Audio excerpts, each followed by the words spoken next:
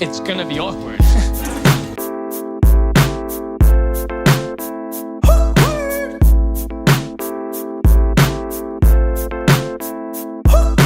I don't get it. You do the math.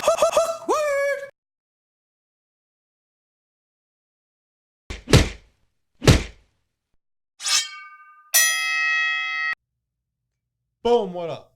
We're back. Back in the pen for episode 10, dude. Wow, dude, you didn't even tell me that one. I just thought of it, man. I'm getting quicker. I'm getting better. That was off the cuff? Off the cuff, dude. Z. That was impressive. I am not gonna lie, that was impressive. Just watched 8 Mile. All right. Well, Just one moment.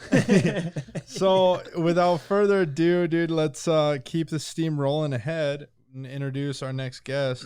We've got Mr. John all night long. I would say my personal favorite nickname. Mine, hands down. Because you're the only person I actually refer to as John All Night. I'll say John All Night before I say John Long, or I'll just say the whole thing is John All Night Long. I feel like it has to be in there when you say your When name. did you come up with that? Shit, it was originally John Ironic. Oh, really? No, All Night's better, dude.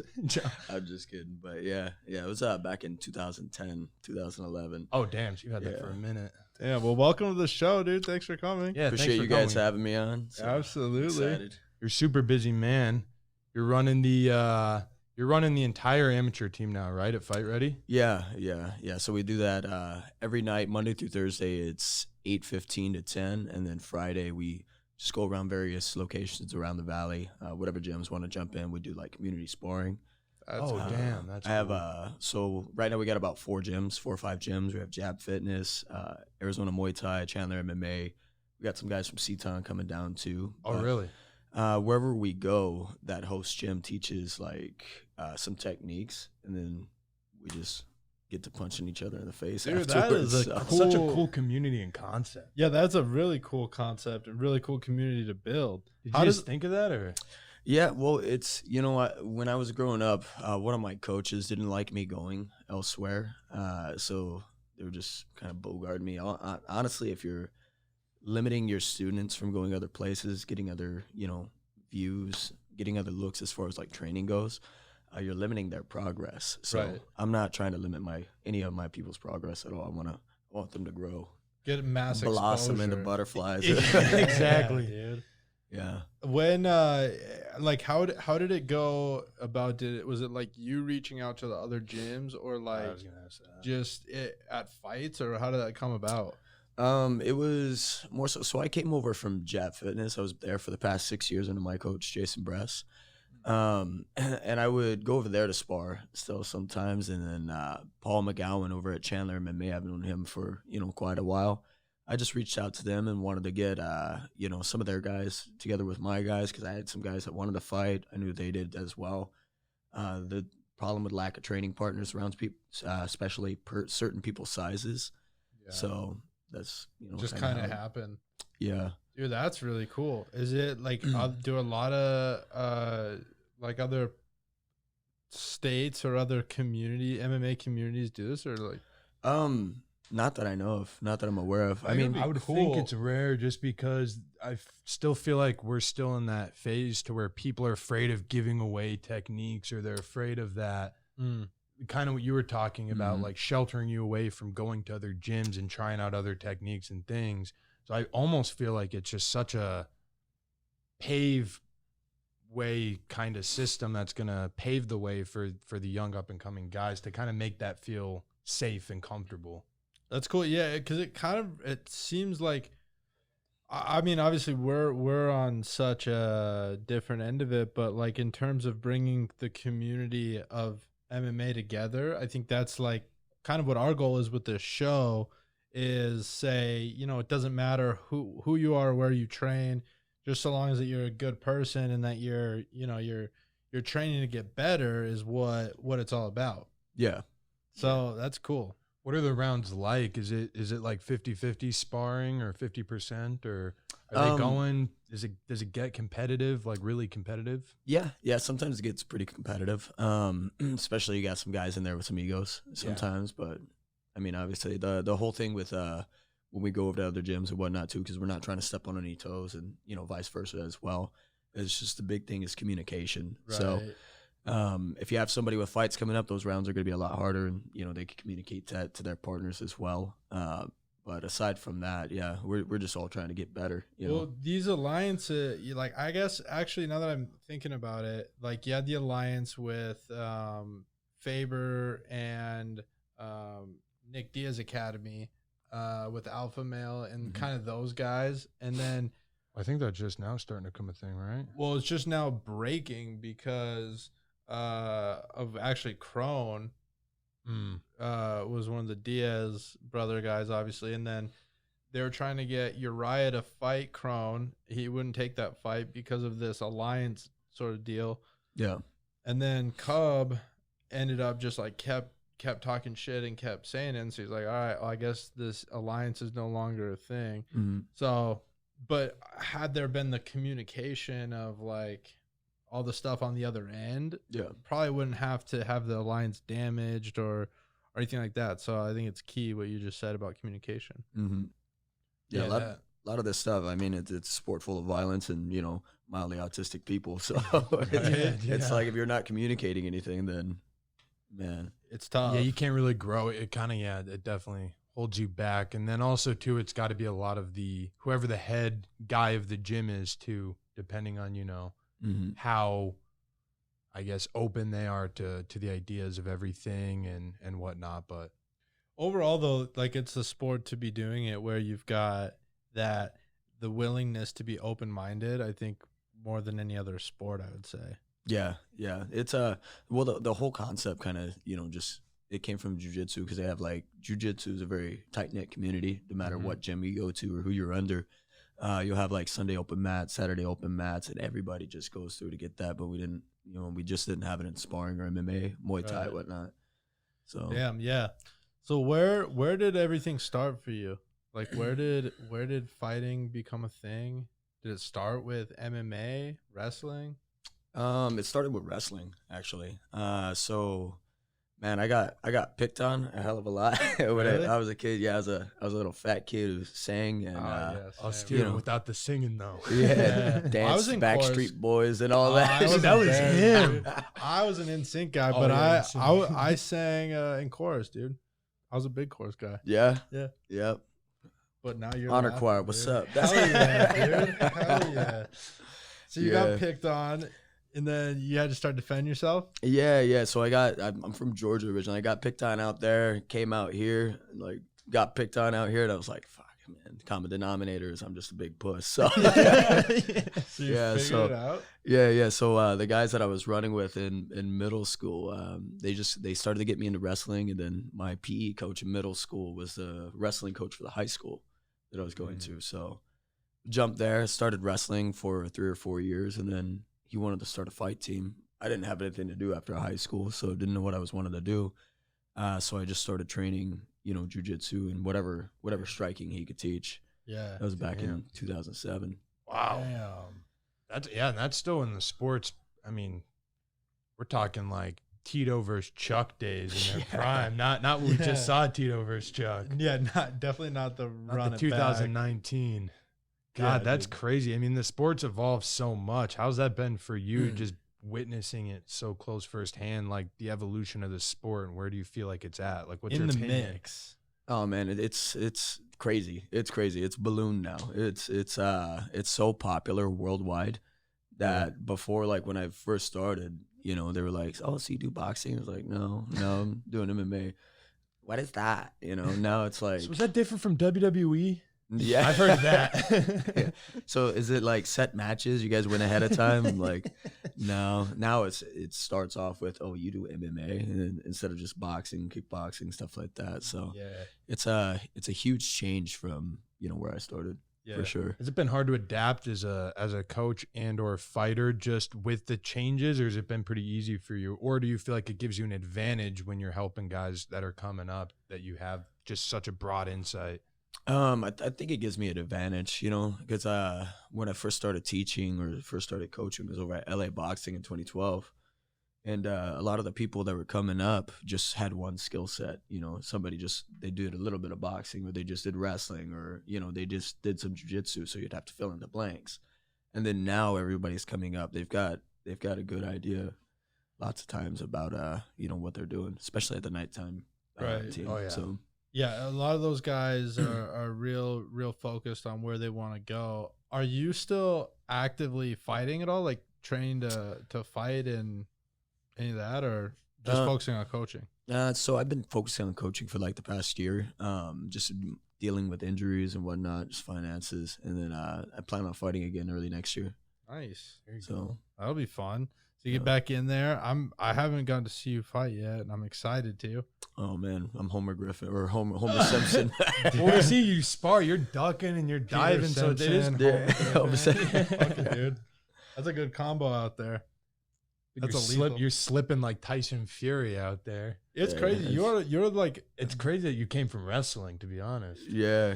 Well, I would say that like you're the most well balanced looking individual. Like as you're just doing movements, like when you throw a knee, I feel like it's the most perfectly balanced proportion of weight distribution throughout your whole body. Like it's crazy. It's the optimized right, like the correct you proper took form. a still shot of every frame of a full knee. It's like every spot is perfect weight distribution, as if you're a robot. Oh man, I think that just went straight into shadowboxing narcissism.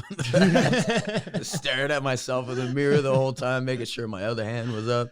I mean, it's but like it's so Paid crazy. off, Yeah, dude. Like it's fascinating to watch. Well, and that's what's crazy too, is it's I mean, your whole style is really just that almost I guess you could say the fully evolved perfect MMA style, to where you don't have that just one thing like you were talking about, to where a lot of guys have wrestling or jiu-jitsu, but their striking is still strict Muay Thai or American kickboxing or Dutch kickboxing or even just boxing. Yours seems like it's just a full-on blend of all of that.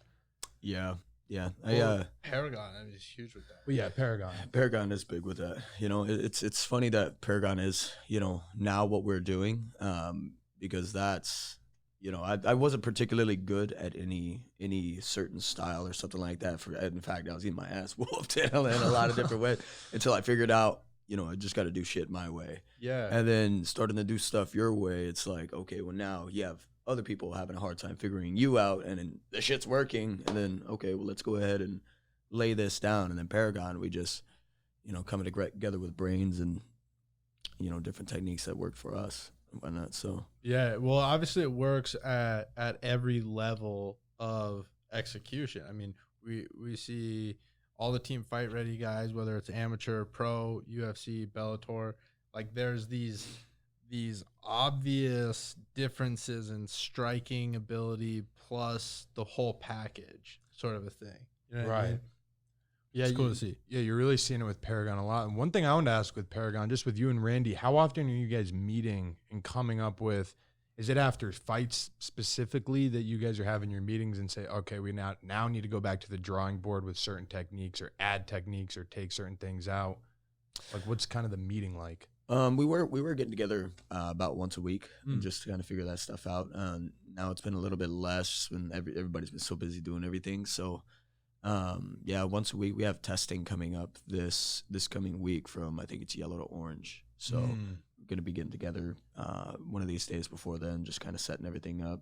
Yeah, I feel like once things are kind of on the ground, or off the ground running rather, you know, you kind of meet here and there to fine tune things, but like the curriculum's kind of laid out, and then, you know, it's just those little before belt testing and shit probably. Yeah. Well, and then the other thing I was gonna ask too is, do you encourage your fighters to test?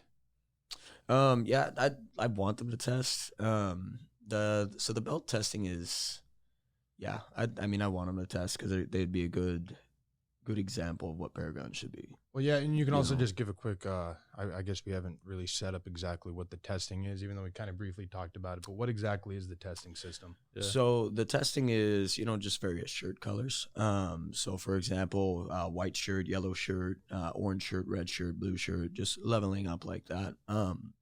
We don't want any of our folks who aren't red shirt or in a red shirt. We don't want them to compete just because we don't know what level they're on. For the most part. Some people have come in and been to the wet shirts because they have a lot of competition experience with that. So, but yeah, it's kind of like it's kind of taken out the bang system, the shirt colors and whatnot. But our own. I think it's a cool measure and a cool way for people of all levels. I think to get into it and feel like they're getting better. I think that's a really cool part of jiu-jitsu and karate and like these other martial arts is like, I know it can get corny, but like it really depends on the culture of where you are. And I know at Fight Ready with Paragon, it's not corny. Nothing of it's corny. So Well, it's not even necessarily corny. I think the issue with a lot of or an issue that people have with karate schools and taekwondo is that, they're like what Paris just said last week is that they're 10 years old with a black belt.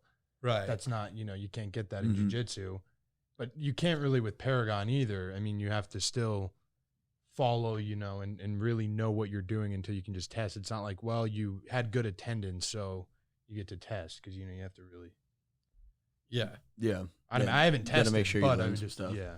yeah. We put it in live action as well. So I think one of the later belts, it's just you got to get beat up by a group of people at the same time. They'll be coming in with chairs and everything else. So. Oh, Is that for real, dude? No, Oh, I'm just fuck, that's You like get jumped by a group of 8. dude, that's the coolest. Just get 5 people approach you in a parking lot. What do you do? So You think the God. test is over, but it's really just a bunch of people waiting for you. As soon as you're done with the actual hard part of the testing, the sprints, everything, you're walking out with the gym bag, think you have your new belt, and then you get jumped by 8 guys. That's the yeah, final belt. test. fight, slide, or freeze, man. What are you gonna do? Brass knuckles and baseball bats, dude. What's up? And you owe them money. Yeah. Yeah. Got So- money from fake mustaches, huh? So you're following you on social media. You're quite a talented musician. Oh, appreciate that. Oh, yeah, that I is. dabble. That's Dude, the songs that you choose to put out are always great. Like the last one was a wedding singer that I think you reposted yeah. that. That was solid, dude. yeah. Yeah, it was. Like I thought Which one the bullshit Linda one? yes, dude. I was Yeah. dying. Well, that and Tenacious D, too. Tenacious Cracks D. me Oh up. yeah. Gently. That's Yeah, dude, that's the greatest. That was like the first comedy song that I got into, and it was like before White and Nerdy and like before I really figured out about Weird Al. and these parody songs. It was like Tenacious D was the funniest thing. I love that, dude. they're geniuses. They're musical really are. geniuses. Brilliant. Yeah, the Right. fact that they can do that and actually be good music, listenable music, Yeah. phenomenal. So what are all the instruments that you can play? I could just play guitar. I could sit down and figure something out on a piano pretty quickly, but yeah, for the most Yeah. part, it's guitar. Guitar's my Yeah. Do you still bugaboo. sing like other than just Yeah, I have been. Still been trying to get back into it. It's just something that I do to kind of as a hobby, decompress. Mhm. Being Right. around people all day. When I get home, I'm just like fuck. yeah? Be my vampire self. Yeah, Whatever, yeah. just away from everybody else. Post some memes, play some music. Yeah, dude. post some bullshit, talk all the things I wanted to say throughout the day. Dude, you've got the funniest memes that you share. You, Hector, and like It's a Z Hut. competition. Z Hut's working his way up. For Z sure. Hut has some solid memes that he throws out there. Yeah, I steal a lot of my stuff from Hector, that fucker. But you two have just a ton of like never-ending comedy coming out. Well, it's of like you Hector, guys' like you'd think it's his job sometimes. Like every time he's so in my algorithm on Facebook that every time I'm on there, it's like me. I'm like, fuck, dude, how do you even know? Like, all right, I'm gonna share this one because you know that's not all he's seeing. I get a notification that Hector made a post a lot of times. Me too. We got to get that for our Weber story. boys. I know, dude. We got to get on that level. But yeah, dude, it's you guys are funny. Well, that's the other thing too, though, is that like not only with the funny stuff, but I've noticed that you also have like a lot of super inspirational stuff, and then watching you, how you handle the practices, even too, you know, there is a lot of that motivational push and that extra inspiration. Is that something for you that just came once you kind of came over everything, or because it feels real? Had it? It feels real. It doesn't seem forced. No, it's super deep in there for you. Yeah, that's just something like just overcoming, you know, shit that I've been through, you know, in my life and whatnot. I know that, you know, lots of times I'd fuck, man, it'd be one certain song or one, you know, something somebody said or whatever that all of a sudden clicked and made some stuff, you know, snap from me in my head. And it was just like, man, that combined with the experiences and constantly looking for, fuck, there must be a, you know, reason for all this stuff. And if I'm looking for the reason, then okay, I could find the lesson, you know, in it. So I just look at a lot of stuff just like that. Try to be real objective about things. Yeah. So yeah, my whole perception on all of that is, you know, this life can either happen to you or for you. And it's like, you know, whatever you're choosing it to be, right? You know, it's kind of like life by design. Yeah. You know? Yeah. So that's, you know, my whole perception of it. But, you know, a lot of people don't necessarily look at things like that, or, you know, maybe aren't at that part yet to where they can. So right, they're not holistic about it. I don't know if people are gonna be able to hear this banging that's going on, but there is obnoxious banging. Sounds like it's done. Anyways, at least we don't have the cleaning crew coming in, dude. Yeah, we've had been that getting like 3 weeks in a row where we were doing these, where we had to do them at night, and the cleaning crew came in and they can't read our sign that says "Please do not disturb" because it's in English, and the night crew they don't like if they need to throw something away, it's got to be labeled basura. Okay. It can't be trash because if you just put it up there, then they don't take it. If it says trash, it will literally sit there for a week until it's edited to basura.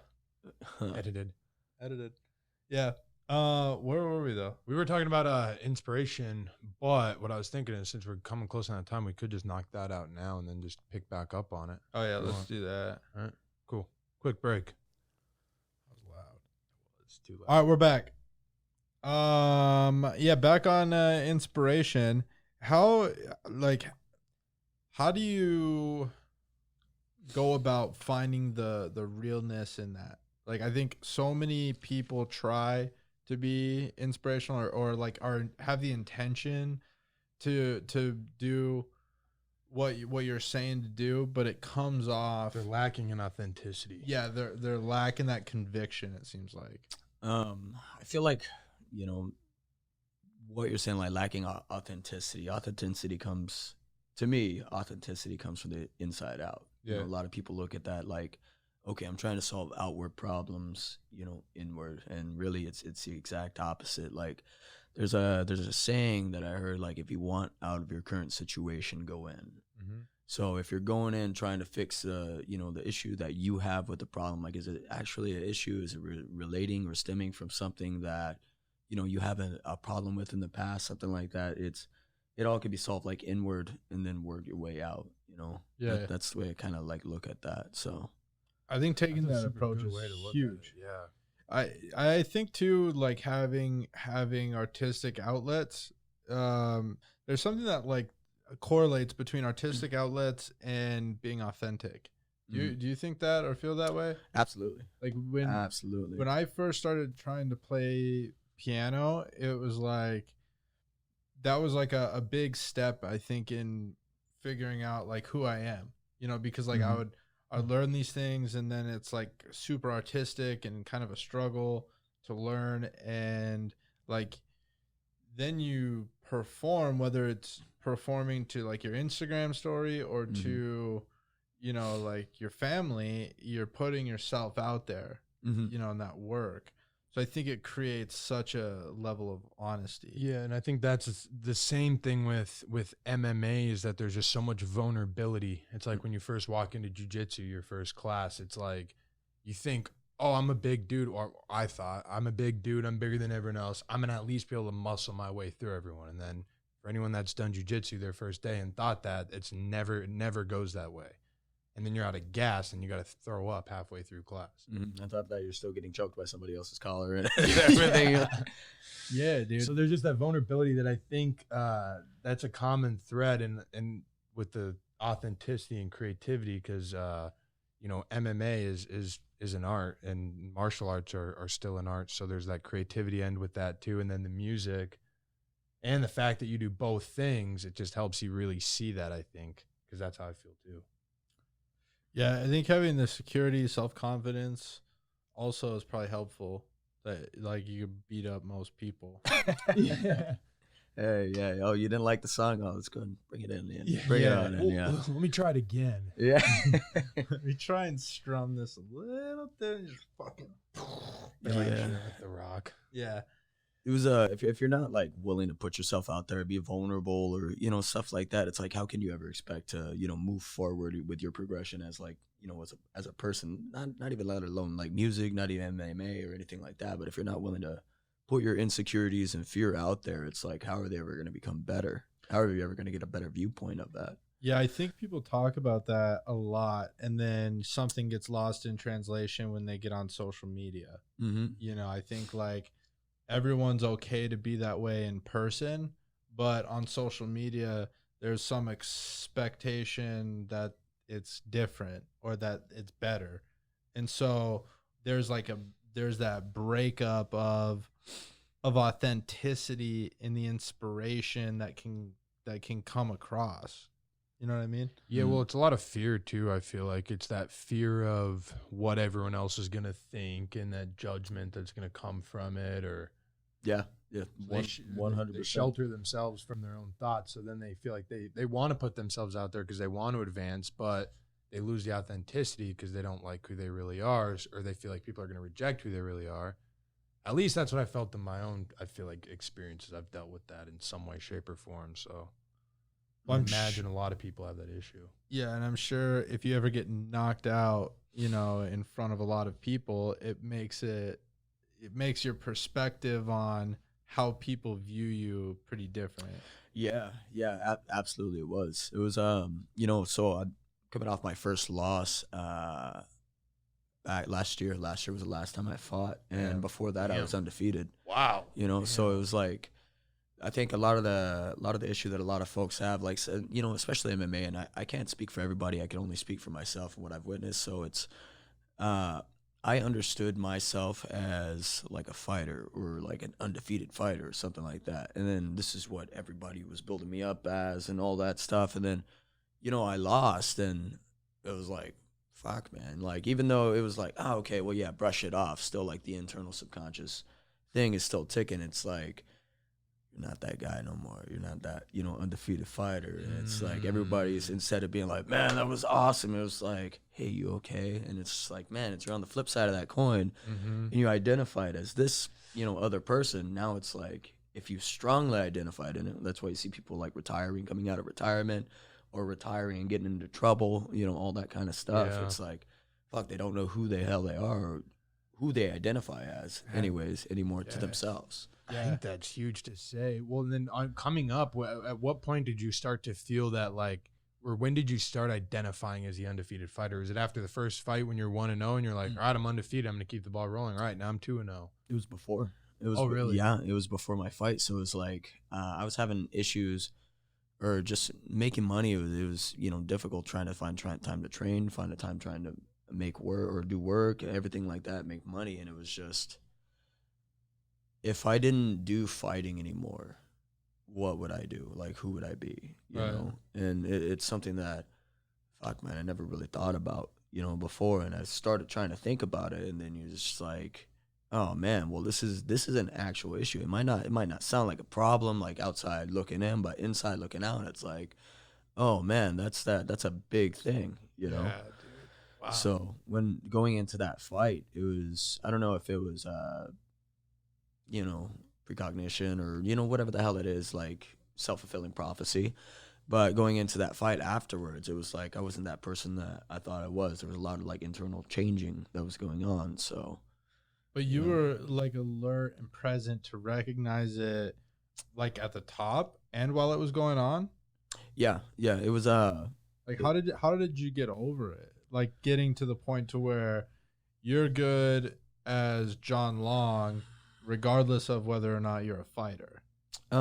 just kind of just making peace with things. It's Yeah. like, because I mean, the disappointment stems from expectation most of Right. the time, and when we have, you know, preconceived notions about who we are or things like that, or things that we have thought to be true that aren't necessarily true, it's like, okay, we got to understand that that wasn't the right mindset to have, and if you can get that, then you can start moving past it and forward it.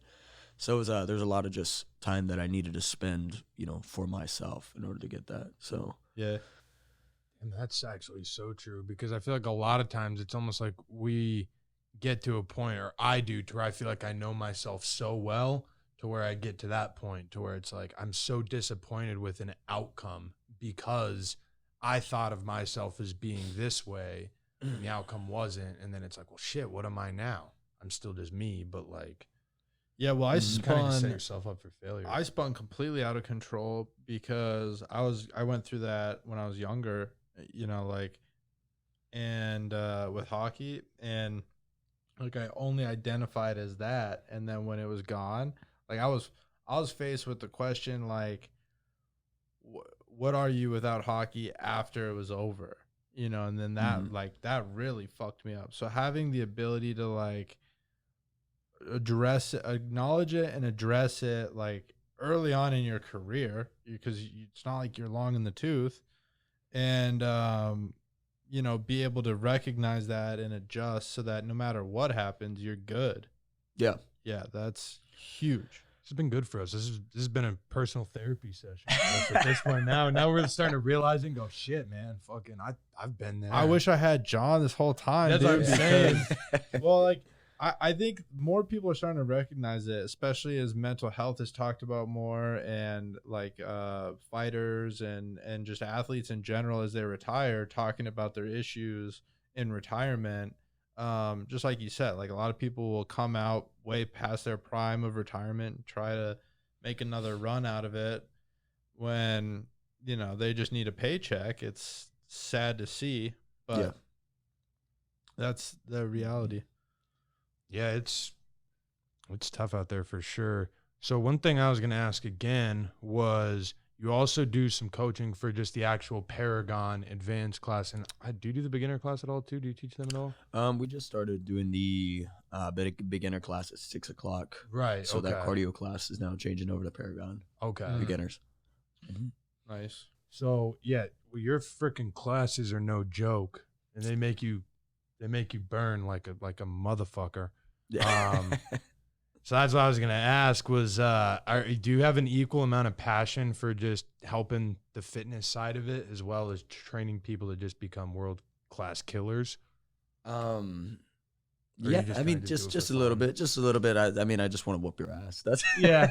so, yeah, more of a passion for the coaching and whatnot. But yeah, gotta have my fighter's condition. That's for sure. Yeah. Anybody that's training under me isn't gonna, you know, No falter out by. inhalers. Yeah, no inhaler No, game. inhaler, yeah. Hey, he's already starting to. Isn't he already jumping on another fight in November? Yeah, he's fighting Volkov next for the main event. I was just And reading that. on the way Ngannou, over dude, here. was calling for it. He wanted the fight, and then they're giving to Hardy. I hope Hardy gets his ass whooped.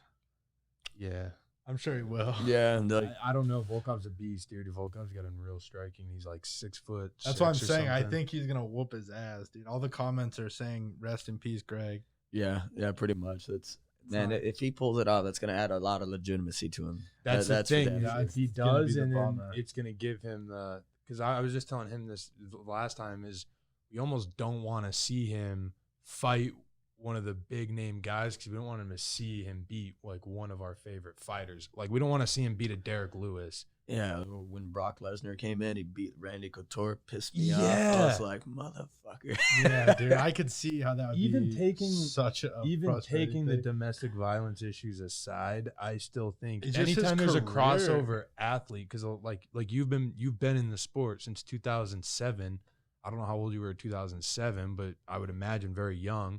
And being in the sport for all those years, putting so much into it, and then someone just is out of the NFL for 4 years, and then they come over and now they're fighting fucking Volkov in a main event after using his inhaler. And he doesn't know Yeah. the rules. He doesn't know the rules.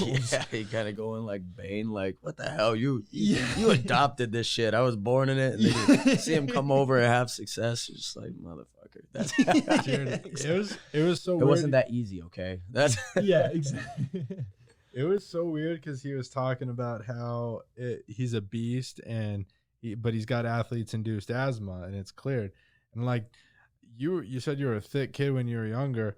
I was like that too, and I had athletes induced asthma, too. but only when I was like a fat kid, dude. Yeah. I couldn't run and skate like I needed to skate, so I had a little puffer that I would just Give you that little boost. boost me up with some oxygen. So you don't quick, get lapped dude. by the little kids. But that Yeah. was you can't be doing that as a professional athlete when that's illegal. yeah. Athletes induced where's asthma. your side on that? Like, as a guy who corners all the time, where do you feel like the corner should have been in that situation? Is it their Dean battle Thomas to was his fight? corner, right? Yeah. Is that- Dean- man, he knows. Dean Thomas he gotta knows. know. That's the thing. He knows. Yeah.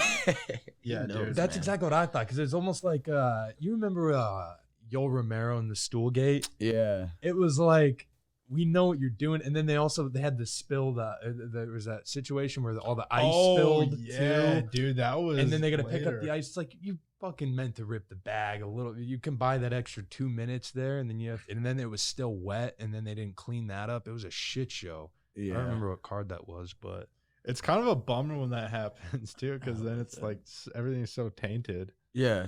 Yeah. there's so much negativity already going into it with his career.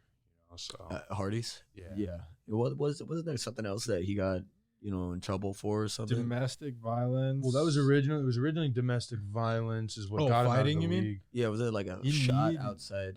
Oh yeah, you need was the guy illegal in the to head. hit, Yeah. Yeah, Yep, that's what it was. yeah, when he's on the ground. It's like, dude, just play UFC video game, dude, and you'll get the basic rules out of there for that. Yeah, if you just play you that can't for knee him 6 in the months. head. That's one rule. Yeah, I think everybody's kind of looking at him a little bit too harshly though, because Yeah. he is a new athlete in MMA. Yeah. It's like everybody's like just kind of, I don't want you to go after him and try and attack him. Let him come to you. Just like yeah, only defend yourself. Yeah, exactly. Basically, so it's yeah. I mean, it's just a interesting sport as far as the fans go.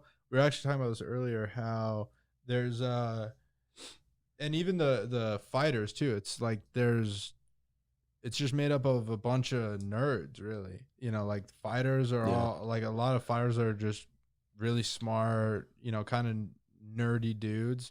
People that are real fans are also people that game a lot and Mhm. do other stuff that society would consider to be sort of nerdy, but like those are the real analytical Mhm. ones that are analyzing every single aspect of it. People that like you really want on your corner and on your side.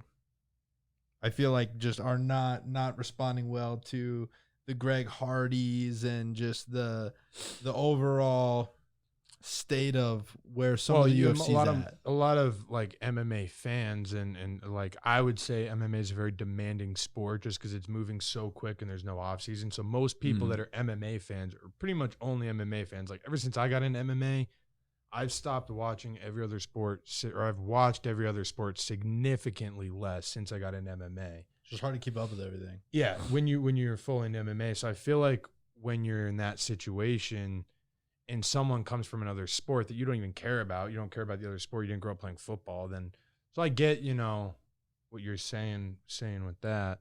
But as far as the community goes, I would say that it's pretty just a unique group that you just can't bullshit them. Really, is Yeah. like the main thing. Like you can't bullshit the fighters, and you can't bullshit the fans or the people who You're gonna get participate in the fact-checked. sport. Yeah, Mhm. and that's what I feel like happens with a lot of these people who just get to come in, like CM Punk. Like all of a sudden, a storyline's created that they've been training for however long, and that like they're all of a sudden qualified to be. Well, I would say here. CM Punk is a different. Well, the thing is the main difference between CM Punk, Greg Hardy's fucking winning. True, but like the entry, like say the first fight never happened, then yeah. like it would be. I mean, plus somewhat have you? I mean, similar. it's kind of it's a harder argument to go. But back to guest. What is that? Well, because now we're gonna start talking about other things. So I'm thinking about it. I'm I like, know. well, it's different because that's a welterweight division versus heavyweight division. Look at the competition in the two, and then Yeah, I mean, there's a lot of WWE is existential different factors, from- but the reality is like the UFC is trying to force the kind of random storylines down our throats, and fighters and fans are trying to say like this dude is not qualified to be here. Right. Yeah. So, but I mean, he's proving that he is in some ways. Yeah. I mean, he's no Brock Lesnar, so but True. yeah, he's coming in. That's he's doing, true, too. He's I doing mean, some he's- good jobs. Yeah. He's whooping ass. yeah, and heavyweights is just always tough. You never know in those divisions because like it could just end at any point. Like that guy, I saw the stats of the fight, and like regardless of the inhaler, it was like significant strikes and total strikes was so. I think it was like double every round. Yeah. He outclassed him. for Yeah, sure. and but like it still felt like even through the end of the third round that he could have caught him. What wasn't it? Is it that guy that's named that he fought the Fighting Wombat or something like that? Something like Yeah, that. something he fought crazy. like that We kind of Did he? looked like a wombat a too. little bit. Yeah, he was swinging like Ben he was a Sassoli. wombat. Yeah. Well, he looked like he just looked like a younger Mark Hunt in there too. I was cracking up because he was just kept going for that overhand, Yeah. that lights out punch. How do you feel about the state of the UFC? Like, do you think that that's the future in the States, or do you think it'll be a different league? Shit, I think it's gonna be the same thing for the next probably good 5 to 10 years. I think, and I'd like to see it take a little bit more of a professional turn as far as less shit talk. More of a more one type of deal. Yeah. But I think Bellator's on its come up though too. For Yeah, sure. it's riding its coattails right now. I would say the top 5, almost in every division in Bellator. I would say the top 5 could at least have competitive fights with the top 5 fighters in the UFC. So they've come a long way, which is cool. Are you encouraging guys to go a certain route, like as they're coming up? Are you trying to say like, consider this, consider that, or do you just stay out of that and let them fight? I stay out of that. I mean, like I'm always gonna preach respect, towards everybody. I'm not a shit talker or whatever. I don't like any of my guys shit talking, just because it looks bad. You're old school. You don't like to talk. Yeah, let your actions show. Because there's been a lot of times that people shit talk, man, and they just come in there and get lights out. So I'm just not about that. But yeah, I let them do whatever the hell they want to handle it. I don't encourage the shit talk though, for sure. Yeah. What about like routes as far as like what I would really like to see is Bellator get to the point to where we could. What do you think of like cross promotional stuff like Bellator versus UFC? I think that's cool? I think it's great. I think it's absolutely great for Uh, business. that- The whole Risen Bellator tournament thing that they had. Yeah, That's super dope. Yeah, that's awesome. I would love. That's what I was trying to say. Is I would love for Bellator to get to the point, and I think that they're probably pretty close. I think it's.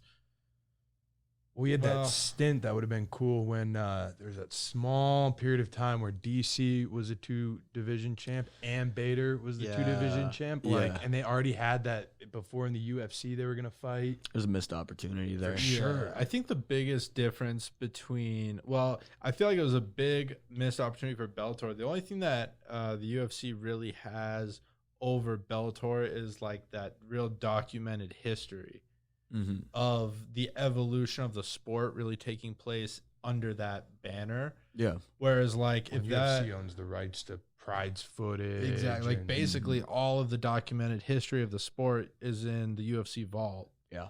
So it would have been huge for Bellator, but for the UFC, I can see why they wouldn't want to do that. Mm-hmm. But at some point, the demand is going to get so high that they're going to have to just, in order to not have people leave and say, fuck the UFC. Well, I mean, people have already started to do that. Yeah. You know? I think Paige was talking about she's going to test free agency. There's really? There's a few other people that were doing the same thing as well. Sergio Pettis. Yeah. Oh, wow. Yeah. Wow. Well, then sponsorships too. I mean, that's another thing that I think a lot of guys are taking. That was huge. That was huge. There's some guys that lost $50,000, you know, just in sponsorship alone. Like, Yeah, that's a whole year of income for a lot of people. A lot I mean, of that's, yeah.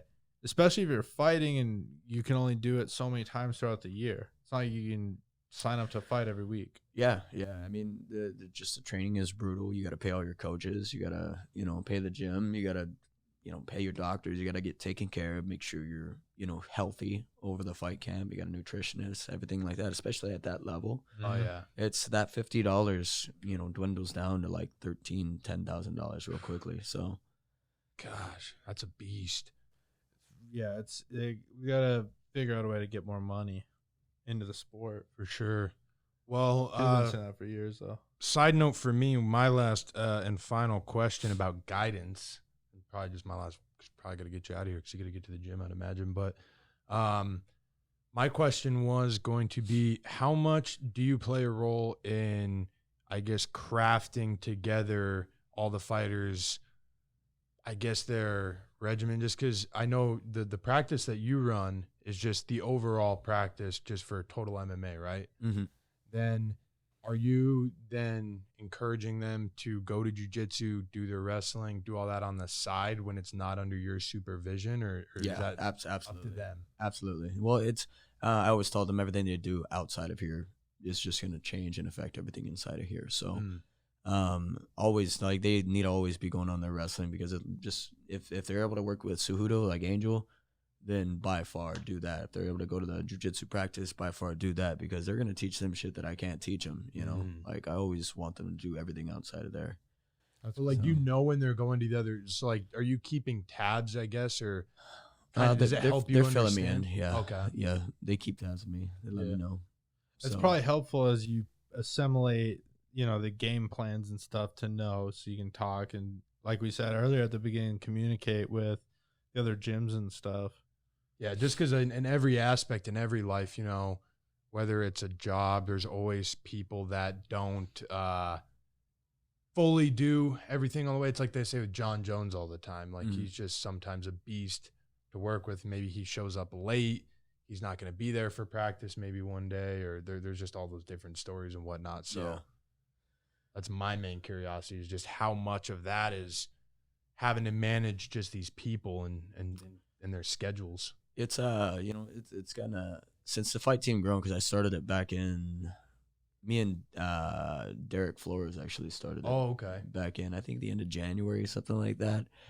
We didn't have anybody fighting at the time. It was just like, oh man, well, we hope to get these people, you know, ready for fights, and, you know, we're gonna start working, and eventually, and then now, you know, it started with I think it was Jerry Rodriguez, or no, it started with getting people ready for the Muay Thai Open. Once we got people past that, then okay, more people started jumping in, being ready to fight, and then now it's like we have about 5 people getting ready for the Muay Thai Open coming up in December, and then we have, you know, several other people fighting MMA. So it's getting a little bit more difficult to keep track of. I need to get an assistant or something. Yeah, I mean, it's got to be tough, because you got, you know, it's literally every time I see it, it's just you in there, and you're just running ship, you know, running circles around the entire gym and pointing everyone in all these different directions. Seems stressful as hell. So we're even happy to have you on, because we figured it'd be tough. Nah, it's all right. I get to take them out when I spar people. So Yeah, all right, that's good stuff, dude. Aiden, give me 10 burpees if you're listening to this. He better be listening to this. Yeah. Everybody better be listening. Yeah. This has been good shit, dude. Yeah, it's been a great one. I feel like super helpful too for just anyone. Not even, the cool thing about this show is I feel like even people that aren't in the sport of MMA, there's a lot that they can take from it and take inspiration from people. Really, all the things you've said. So, oh yeah, I appreciate you guys having me on. yeah, of course, we can't thank you enough for coming on. Yeah, dude. Got any updates? Yeah, or anything you want to share? add? Yeah, we have Gerardo Rodriguez. So he's Rise of the Prospects champ. He's underneath me. He's fighting for, I forgot the name of the Awkward organization. Alumni. So Is this it SAC or yeah. SAAC or something? Yeah, Something that, like that? South Asian Eastern Arts or something like that. Yeah, I it don't was know. something. He's fighting for the championship over there as well. We have JT Scott. He's fighting for the championship, welterweight champion, for Iron Boy, Oh, okay. November 16th. Aiden's fighting November 16th. We were trying to get Juice fighting November 16th. We got a bunch of different stuff. Hell yeah. Get You some know, awkward for alumni. that. One thing I did want to, is it okay if I do a plug? Absolutely. Of course. So Jasmine Anderson, she's one of my, one of my longtime students who's been with me. They follow me over from Jab. She started a company called Clean Fight. So Clean Fight's all it's all natural. It's like jasmine spices, stuff like that. But you spray it in your gloves, gets rid of the odor. But she has like CBD products, got Really? bath bombs, all that type Really? of stuff. That's yeah. cool. I think I've So, seen some. Clean Is it in the Fight men's AZ. locker room at Fight Ready? Yeah. Oh, okay. Yeah. I That That gotta stuff use smells that. good. Yeah. What's Why are you spraying that? yeah, what is it? Yeah, her Instagram name for it is Clean Fight AZ. Clean fighting. Fight AZ. Yeah. We'll even we'll share something too on our on the Awkward MMA page too, just so they can see it too. Yeah, but it's good stuff. It's great stuff. So I got stinky ass gloves, man. Yeah. Had stinky yeah, gloves dude. that I don't have Yeah, them had. anymore. But Oh yeah. All right, what's your Instagram quick before we my Instagram is John All Night, all one word. all right. Super simple. All right. Thank you. Thank Stay you, tuned guys. for the next part. It's gonna be good. Later. Cool.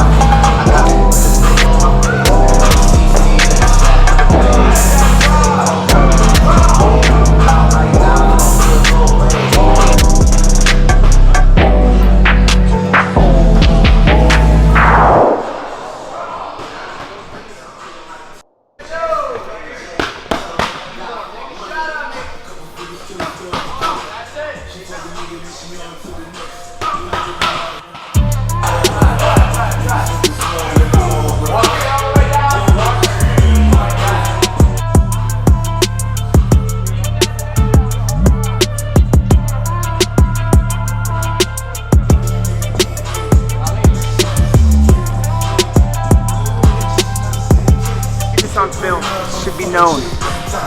Paris is the Black Ned Flanders. He is my P-Funk diddly-doo.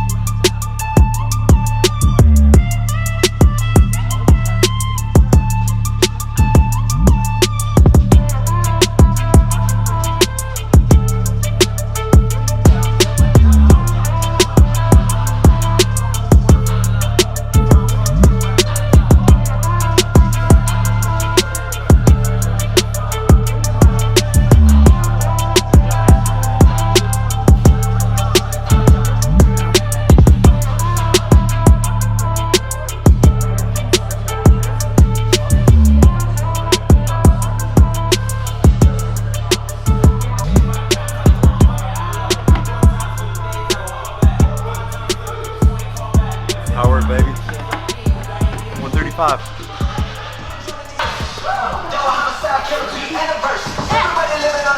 It went from fun to I'm not having fun anymore. He's like, Oh, you saw that.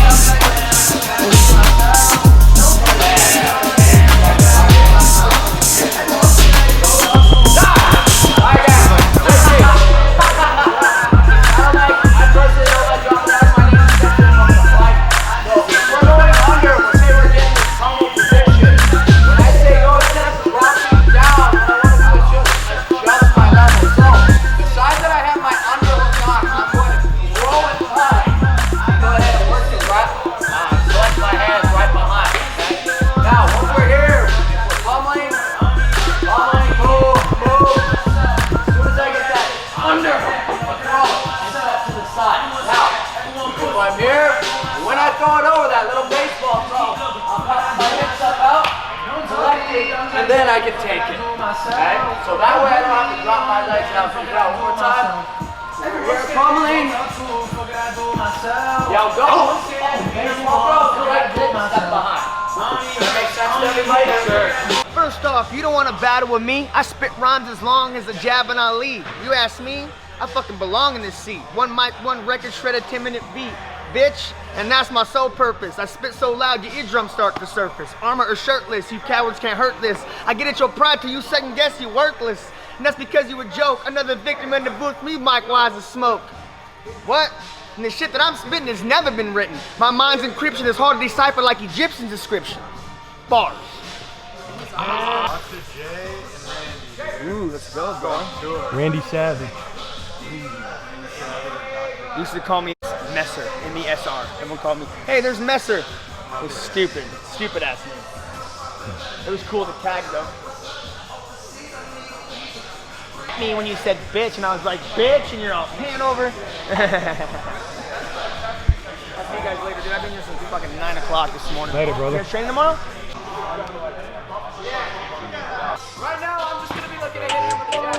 Okay, so right now, while you guys get your range and timing, I want your hands up and want you heavy on that backside, ready to explode. If you're heavy on that lead foot, it's going to be a little bit harder dropping that level. So when we drop our level, my right foot's underneath. We're going to drive through, take out the center of gravity. So if I'm here, I throw my jab cross at him. All I want you to do is just drop his level and then shoot straight through.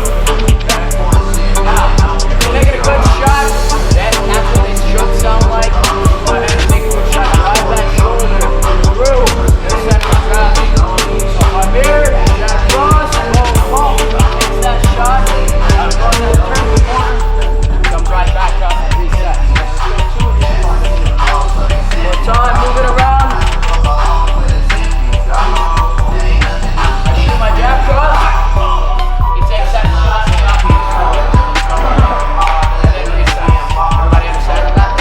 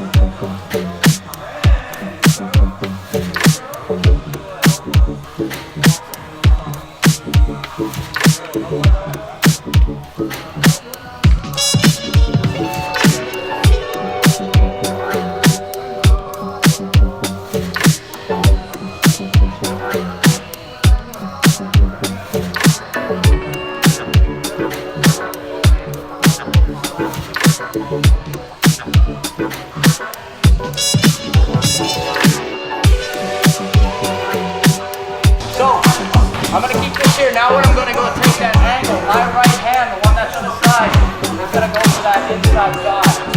Almost like trying to do a spiral right. Okay, so if I'm here, I'm going to go ahead and shove my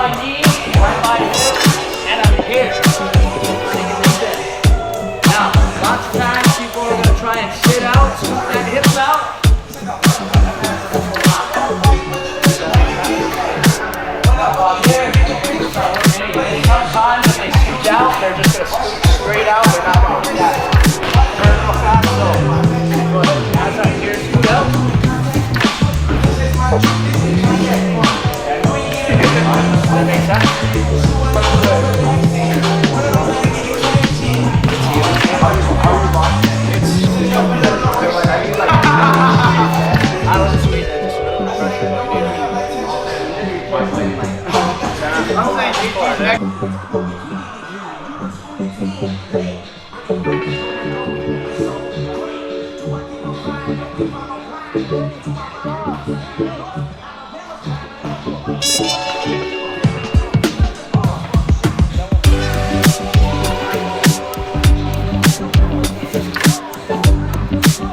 It's a nice job when you get to choke people out on a daily basis, especially people who need to get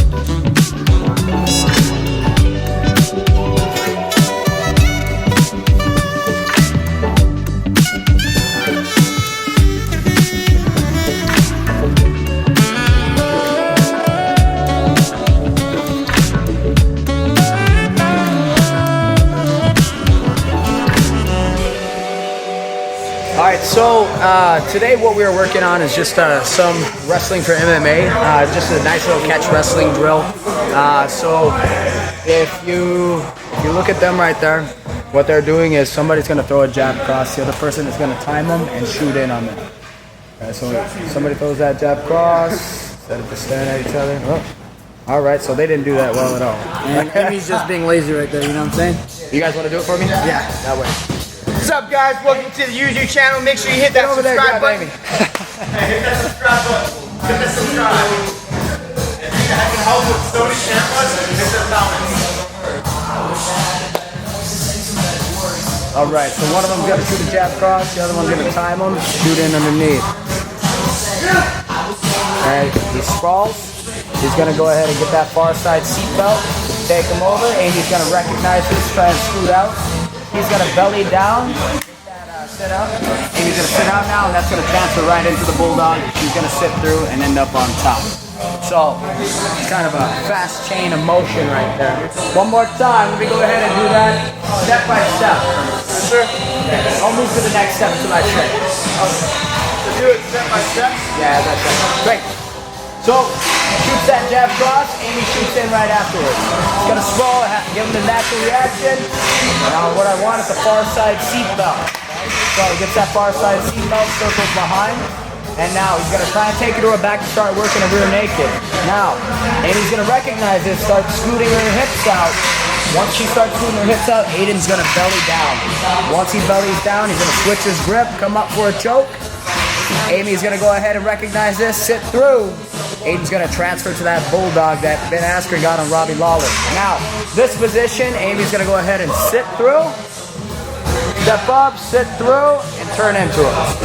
Okay, once she turns in, now you end up in that position. So, that's what we're working tonight, just a catch wrestling drill. Yeah, Tuesdays, Thursdays, catch wrestling, Monday, Wednesdays, Fridays, is all striking. So, thank you guys. Aiden, give me 10 burpees. He called you out today.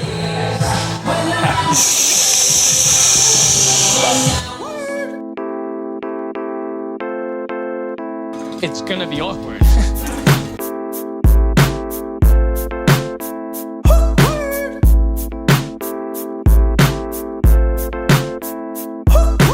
I don't get it. You do the math.